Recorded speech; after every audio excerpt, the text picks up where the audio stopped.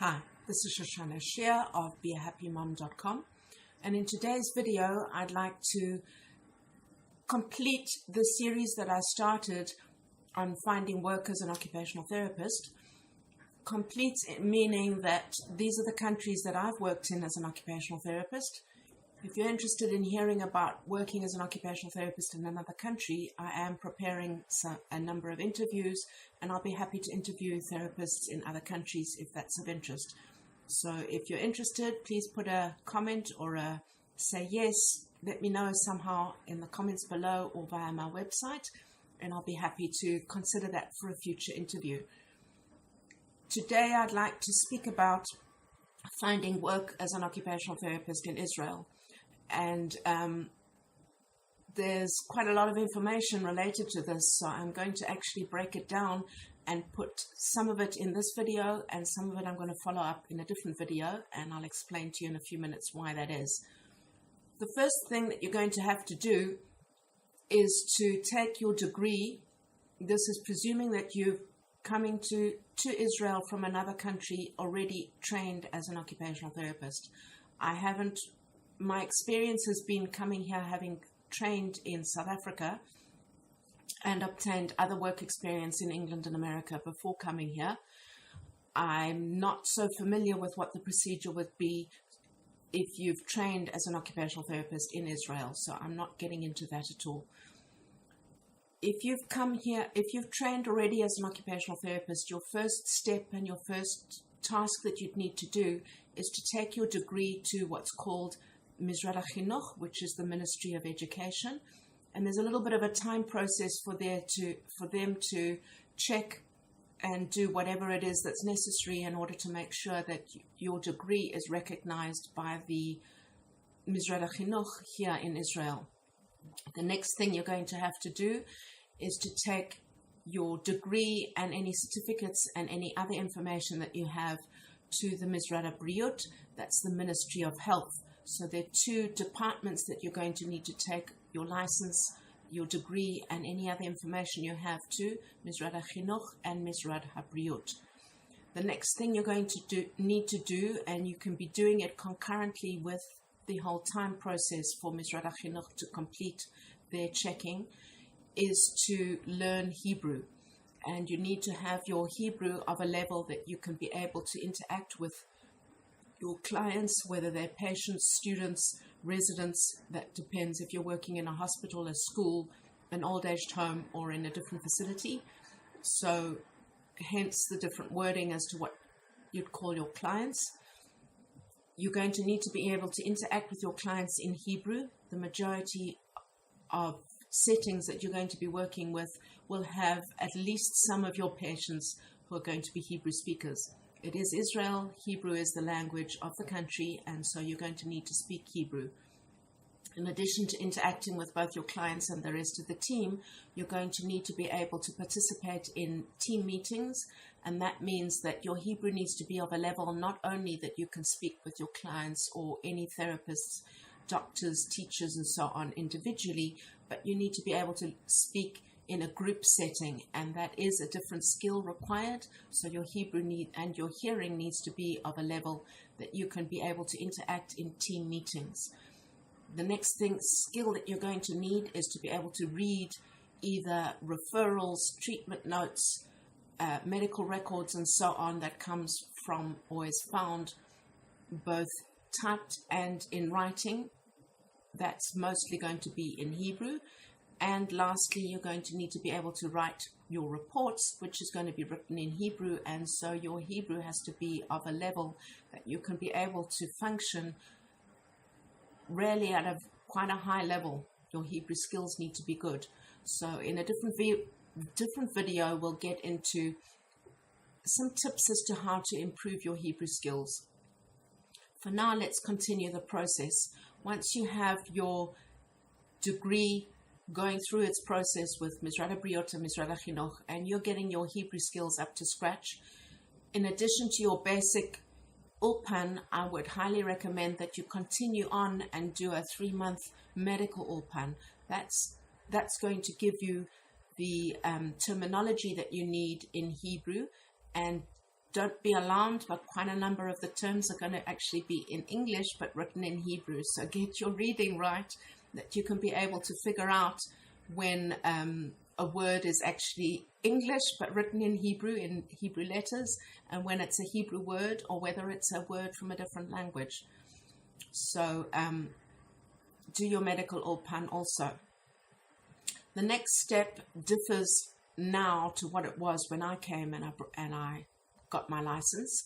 It used to be that we did a stage, which is a kind of a residency working underneath an experienced therapist, an Israeli trained therapist, in order to make sure that your practicing skills are up to par, up to scratch for the country. It's since been changed, and now you need to write an exam. I personally didn't write the exam, and so I would recommend that you go onto the website of Mizrad Abriut. I can put a link to that in the notes below. You can also find information on the website of Nefesh B'Nefesh. I haven't looked on other websites, so if anybody knows of other places that you can find information about this exam, do let me know. I'll be happy to update my information. So you're going to need to do an exam, and as I say, I haven't written that exam, so I'm not sure what the content is. I did write an exam for going to work in America, and the process there was pretty much like having to relearn everything that I did when I was becoming a new grad. So there's going to be quite a lot of learning involved, and since I haven't written the exam, I presume that it's in Hebrew. You're going to need to have your Hebrew skills up to scratch. All of those questions you can find out on the Mizrad Abriut website. Once you have your license in place, you're going to be able to start now looking for work. And the first tip I can share is to make sure that you have your CV, curriculum vitae, your CV, your resume up to date in terms of how they want to receive it here in Israel. And most of the time they want to have a 1-page, maximum 1.5, 2 pages is really, really pushing it. The majority of the time I've had them wanting to see all of your information on 1 page. Something that's been a bit of a stumbling block is if you've got a lot of years of experience, that sometimes can be a stumbling block for you, depending on where you're interviewing. The majority of the time that's going to be a payment issue. I'm not getting into pay in this video, so let's continue on the practically what else do you need to do. So in order to find out where jobs are available, I would highly recommend interacting within any of the online groups such as the Nefesh B'Nefesh, Kipulim in Israel, and some of those kinds of social groups on Facebook. You might find some on LinkedIn also, and keep on searching, see what you can find out. Have a look at jobs coming up, job listings. There's Janglo has certain listings. There are a number of different listings for finding employment. Get in touch with the Israel Occupational Therapy Association. This is something that I recommend in my other videos also, is to get to know the OT association for the country in which you're working, and interact in social networking. Get to know what the needs are within your community. That's very important. So where are the places that you might find occupational therapy happening here in Israel? Hospitals obviously are a big one. There are a number of hospitals here in Jerusalem. There are hospitals in most of the big cities. One of the amazing hospitals, Liniado, was started by the Klausenberger Rebbe.